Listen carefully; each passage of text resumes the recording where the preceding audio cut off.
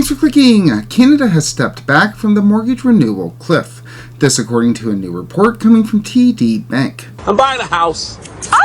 And no, TD isn't saying that the mortgage renewal wave has already happened and we were just fine, like our good friend Phil Soper said on Bloomberg. No, TD is saying that looser financial conditions, meaning lower interest rates, and some borrowers prepaying their mortgages and converting to fixed rates, means payments are actually set to decline in 2025. And to give you an idea of where this is going, TD noted in its releases that the mortgage renewal shock might be milder than expected due to the 30% increase in wages and home values that Canadians have seen. So yeah, I don't know why everyone's so worried. We all got 30% raises and our homes are worth 30% more than they ever were. You f***ing stupid, huh? Yet the report from TD comes as CMHC is warning about an increase in mortgage arrears, RBC saying that borrowers are facing an additional $500 increase in payments in 2025, and Scotiabank is already seeing a rise in late mortgage payments but remains optimistic. As such, while I am hesitant to question the analysis of a well-respected bank such as TD,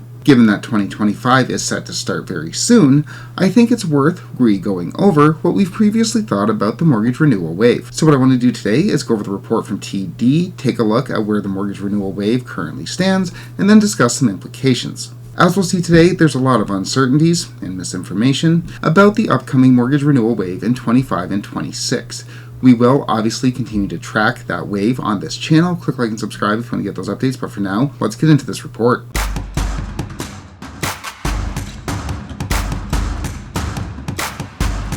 Onto the report. As mentioned, TD says that Canadians are no longer teetering on the edge ahead of the upcoming mortgage renewal wave. TD wrote that things have gotten a lot better for the average mortgage borrower than the bank thought they would when it wrote its report last year, when they wrote that riding out the mortgage wave was mission possible. Oh, rarely had the words poured from my penny pencil. One thing's for sure, it's just a very clever industry, friends.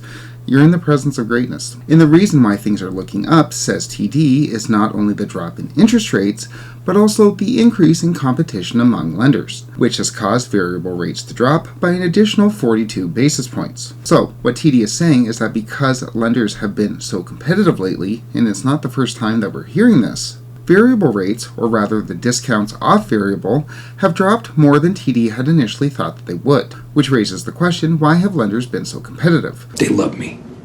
Well, the long and the short of it is, it's due to a lack of business. Take a look at the drop-off in insured mortgage business since the end of the pandemic. And when there is low demand, Business 101, competition ensues and prices drop. Second, says TD, those that had variable rate mortgages have increasingly switched to that of fixed, with about 14% of the $520 billion in variable rate mortgages held on the books of the banks having switched to fixed rate mortgages. So, according to TD, the discounts off prime are getting much better due to the competition among lenders. Therefore, when borrowers go to renew during that renewal wave, the interest rates should be much lower.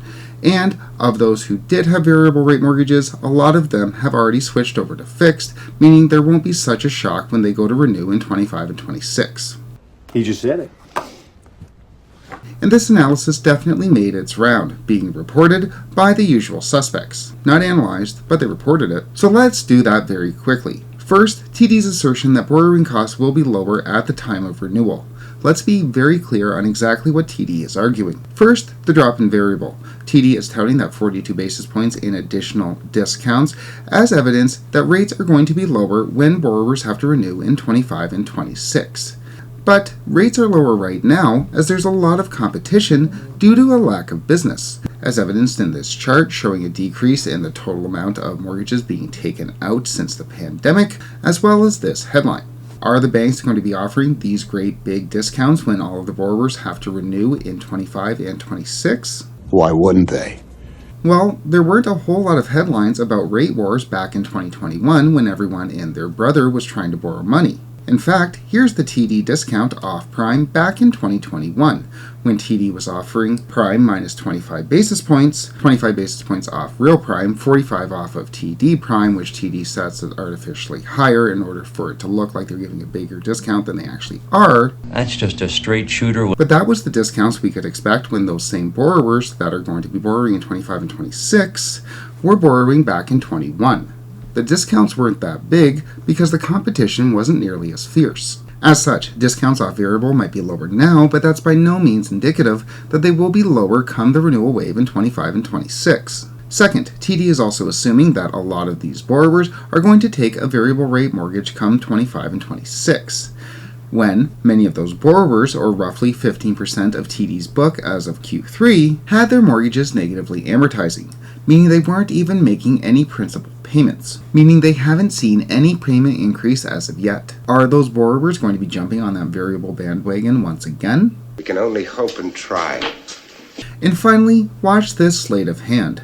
TD notes that Canadians could be renewing at a lower rate, linking this page, which notes that it will likely surprise many that roughly a quarter of mortgages will reset at a lower interest rate. But TD is talking about those who renewed their mortgage or initiated their mortgage over the past 2 years. Meaning A, those who had a variable rate mortgage, which TD says would be at max 14% of those who had variable, or B, those who were renewing after a 5-year mortgage. So like those who had their mortgage initially in 2018 and 2019, went to renew in 23 and 24, and took a 1 or a 2-year term.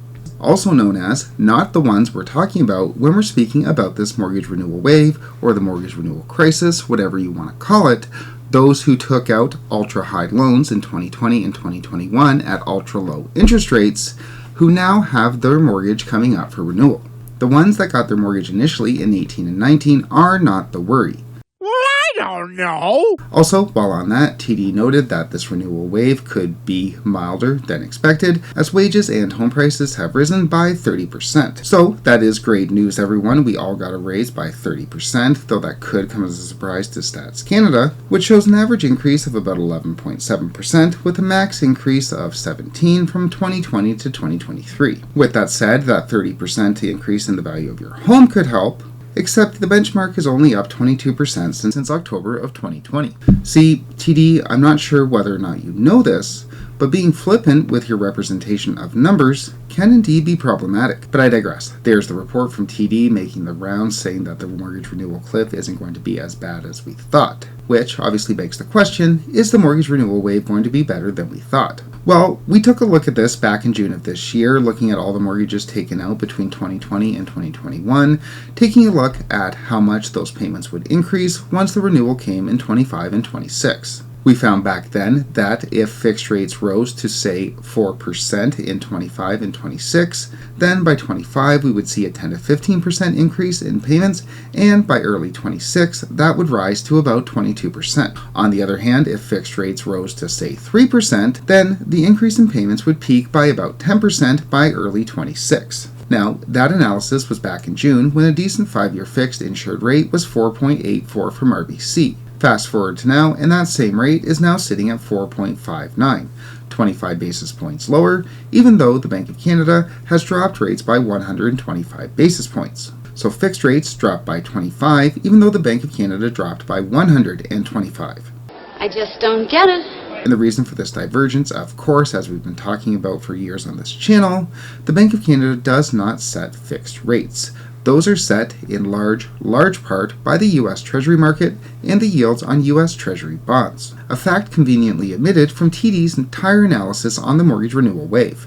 I don't get it. So, if Canada's fixed rates are dictated by what happens in the United States, then any discussion of the mortgage renewal wave needs to include the United States, where Treasury yields are heading, which, I'll be the first to say, is incredibly uncertain.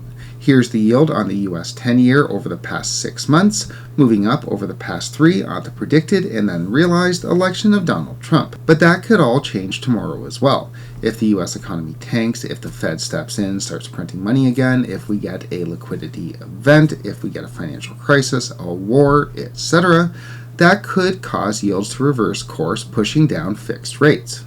Or it might not. No one has absolutely any idea where Treasury yields are going to be even after the United States announces its next budget, let alone where they will be in 2026.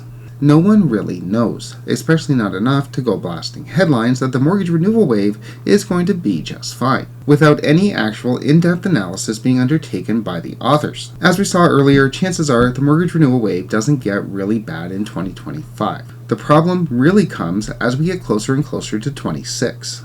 So, in summary, TD's analysis that is making the waves that Canada's mortgage renewal cliff isn't really that much of a worry anymore, while interesting, is lacking in an in-depth analysis. Any analysis as to where Canada's renewal wave is heading, where the mortgage renewals will be in 25 and more importantly 26, must include the United States, which, unfortunately, for right now at least, with a change in the administration, is all too uncertain. With all of that said, if we do see any big changes in the bond market, that could obviously alter the trajectory of Canada's mortgage market for the years ahead, so we will be keeping track of that bond market on this channel. Click like and subscribe if you want to get those updates, but for now, thanks so much for watching.